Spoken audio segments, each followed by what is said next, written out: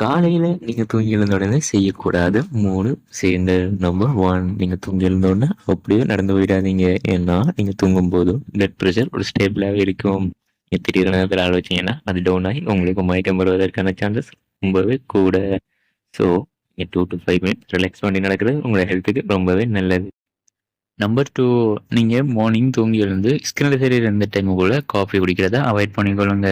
ஏன்னா நம்ம பாடியில் நேச்சராகவே இந்த டைம் ஹார்டிசன் என்னோட ஹார்மோன் சுரக்கும். இது உருவான ஸ்ட்ரெஸ் ஹார்மோன். இது உங்களுடைய மன அழுத்த கவலையை இன்னும் இன்க்ரீஸ் பண்ணும். ஸோ நீங்கள் காஃபி குடிச்சிங்கன்னா கிடைக்கிற கஃபைன் இதை இன்க்ரீஸ் பண்ணுறதுக்கு ஹெல்ப் பண்ணும்.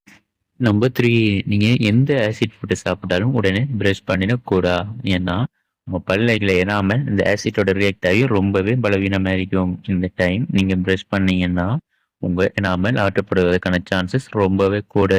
ஸோ 30 to 60 மினிட்ஸ் வெயிட் பண்ணி ப்ரஷ் பண்ணுறது